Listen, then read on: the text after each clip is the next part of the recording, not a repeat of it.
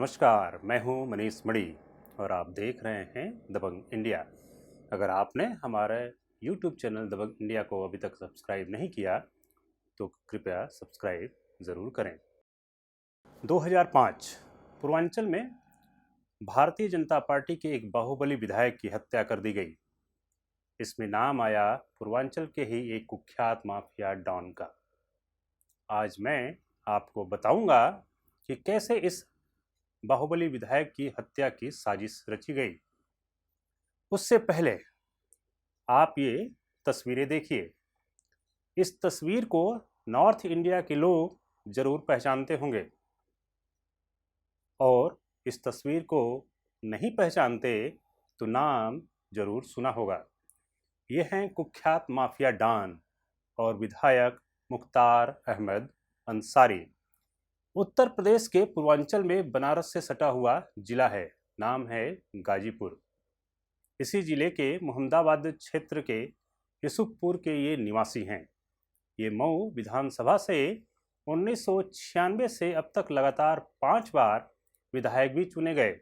कभी बहन मायावती की पार्टी बहुजन समाज पार्टी से तो कभी मुलायम सिंह यादव की समाजवादी पार्टी से और कभी निर्दल। लेकिन मऊ का दुर्भाग्य है कि ये बाहुबली विधायक पिछले 14 सालों से जेल में बंद है। मर्डर, किडनैपिंग और दबंगई जैसी 40 से ज़्यादा मुकदमे मुख्तार अंसारी पर दर्ज हैं। फिर भी इस आदमी की दबंगई इतनी है कि जेल में रहते हुए भी न सिर्फ चुनाव जीत जाता है बल्कि अपने गैंग को भी जेल में बैठकर पूरी तरह से चलाता रहता है।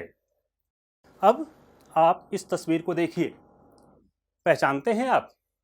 इनका नाम है कृष्णानंद राय। ये भी उत्तर प्रदेश के गाजीपुर जिले से ही हैं। इसी जिले के करीमुद्दीनपुर थाना क्षेत्र के गुड़ौर गांव के ये निवासी थे।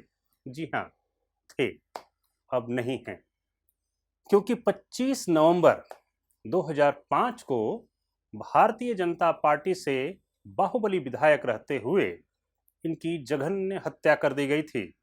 कृष्णानंद राय ने गाजीपुर जिले की मोहम्मदाबाद सीट से 2002 में मुख्तार अंसारी के बड़े भाई अफजाल अंसारी को चुनाव में हरा भारतीय जनता पार्टी के टिकट पर चुनाव जीता था और विधायक रहते ही कृष्णानंद राय और उनके साथियों की हत्या AK-47 जैसे हथियारों से कर दी गई थी। लगभग 500 गोलियां गाड़ी में बैठे कृष्णानंद राय और उनके सहयोगियों पर चलाई गई थी। यह कितना विभत्स रहा होगा इसका अंदाजा लगाना मुश्किल है। इस घटना में विधायक कृष्णानंद और उनके अन्य 6 साथियों की मौत हो गई थी। इस हत्याकांड के आरोपी का नाम है बाहुबली विधायक मुख्तार अहमद अंसारी। उस समय उत्तर प्रदेश के मुखिया थे समाजवादी पार्टी के मुलायम सिंह यादव। इस हत्याकांड के बाद बीजेपी में मानो भूचाल आ गया हो। अटल बिहारी वाजपेयी, राजनाथ सिंह और कल्याण सिंह जैसे दिग्गज नेताओं ने CBI जांच की मांग की, क्योंकि इन्हें प्रदेश के मुखिया मुलायम सिंह यादव पर एतबार नहीं था। कृष्णानंद राय की पत्नी अलका राय ने मुख्तार अंसारी, अफजाल अंसारी, मुन्ना बजरंगी, अताउर रहमान, संजीव महेश्वरी, फिरदौस और राकेश पांडे का नाम FIR में दर्ज करवाया था। कुछ समय बाद कुछ गवाहों की संदिग्ध हालत में मौत हो गई और कुछ गवाहों ने अपने बयान से मुकर गए, जिसके कारण 3 जुलाई 2019 को CBI अदालत से मुख्तार अंसारी सहित अन्य दोषियों को कृष्णानंद राय हत्याकांड के आरोप से मुक्त कर दिया गया। ये अक्सर बाहुबली लोगों के साथ होता है। इस देश में न्याय का ये एक रूप है। सबको पता है कि किसने ये हत्याकांड कराया था और कौन कौन इस हत्याकांड में शामिल था। फिर भी न्याय तो सबूत मांगता है।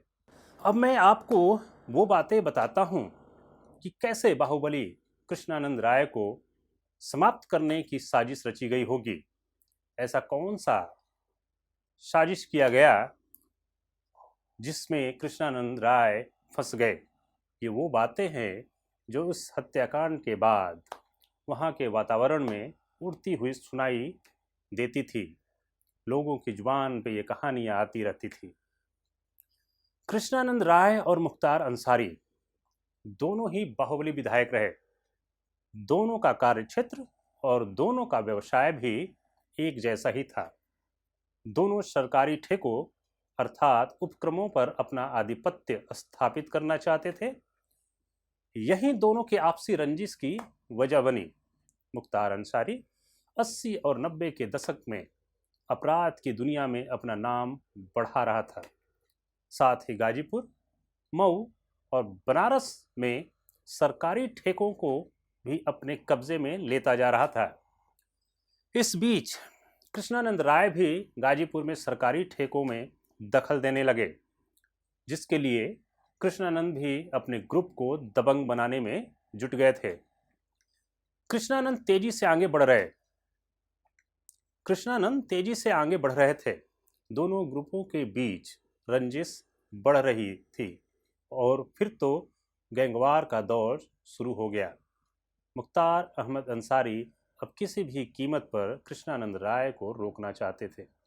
समय ऐसा आ गया था कि मुख्तार अंसारी को क्षेत्र में अपना दबदबा कायम करने के लिए कृष्णानंद राय को अपने रास्ते से हटाना जरूरी हो गया।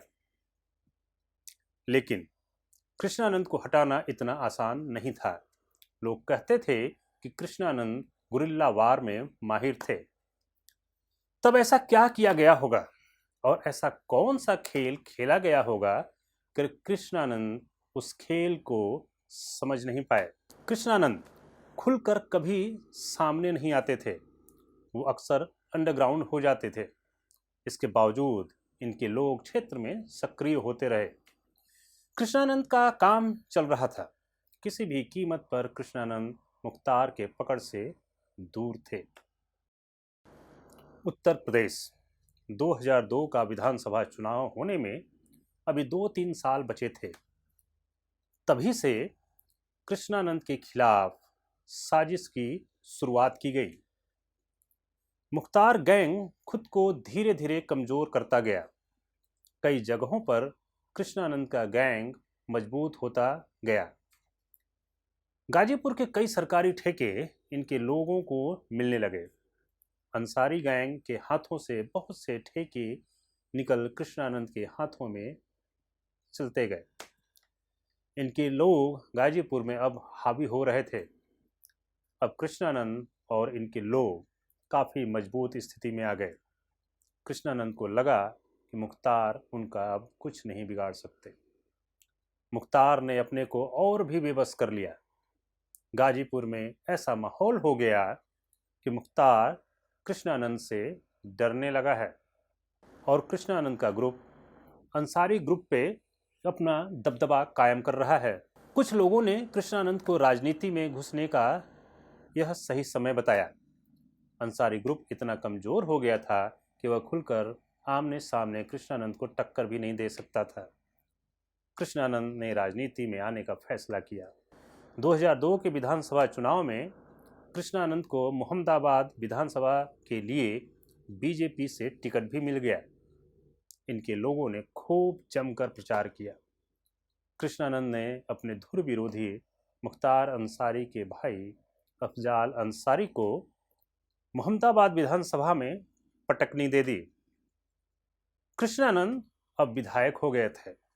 मुख्तार अंसारी चुप। उसकी तरफ से कोई विरोध नहीं हो रहा था। अपने विधानसभा क्षेत्र में कृष्णानंद का आना जाना आम होने लगा। इनके लोग स्वच्छंद हो गए। जो चाहते वो मोहम्मदाबाद में करते। कोई रोक टोक नहीं। अब खुलेआम समारोह में जाना कृष्णानंद के लिए आम बात होने लगा था। आम पब्लिक इनको अब पहचानने लगी थी। ग्रामीण पृष्ठभूमि से ताल्लुक रखने वाले कृष्णानंद राय का कद अब गाजीपुर के मोहम्मदाबाद क्षेत्र में बड़ा हो रहा था। साल दर साल गुजर रहे थे।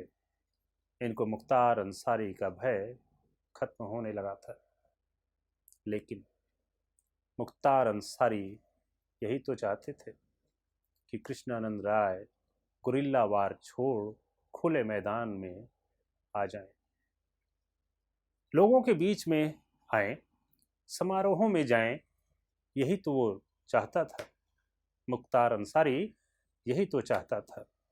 इसी दिन के लिए तो वो खुद को पिछले कई सालों से कमजोर दिखा रहा था, लेकिन हकीकत में मुख्तार खुद को अंदर ही अंदर मुन्ना बजरंगी जैसे लोगों के साथ मिलकर अपने गैंग को मजबूत कर रहा था और अपने जासूसों को कृष्णानंद के आसपास एक्टिव कर गया था।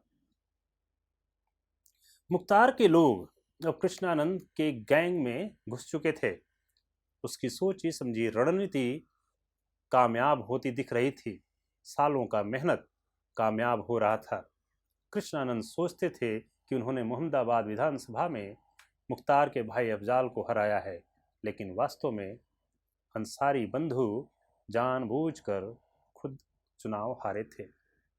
यह बात कृष्णानंद समझ नहीं पाए और न उनके लोग यह समझ पाए। अब ये जाल में फंसने वाले थे। 25 नवंबर 2005 मोहम्मदाबाद सीट से बीजेपी विधायक कृष्णानंद राय पड़ोस के गांव सियारी में एक क्रिकेट टूर्नामेंट का उद्घाटन करने के लिए जाने वाले थे। सियारी बगल में ही था। राय इतने निश्चिंत थे कि अपनी बुलेट प्रूफ गाड़ी घर में ही छोड़ दूसरी सामान्य गाड़ी से निकल पड़े। सुनने में ये भी आया था कि उनके ही किसी अपने ने सामान्य गाड़ी से जाने को कहा था, क्योंकि यह पास में ही था, ऐसा उनसे कहा गया। बुलेट प्रूफ गाड़ी छोड़ सामान्य गाड़ी से सियारी गांव जाने की सूचना मुखबिर ने मुख्तार गैंग तक पहुंचा दी। मुख्तार गैंग को पिछले 5-6 सालों से जिस समय का इंतजार था, वो अब समय आ गया था। इस गैंग को कृष्णानंद को रास्ते से हटाने का मौका अब मिल गया था, लेकिन मुख्तार अभी भी जेल में थे।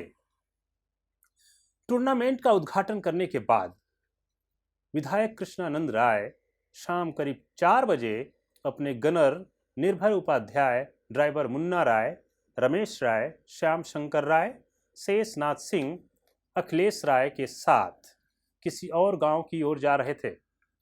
बसनिया चट्टी गांव से थोड़ी दूर पर सिल्वर ग्रे कलर की एसयूवी सामने आती है। उसमें से अचानक 7-8 लोगों ने AK-47 से गोलियों की बौछार कर विधायक समेत 7 लोगों को मौत के घाट उतार दिया।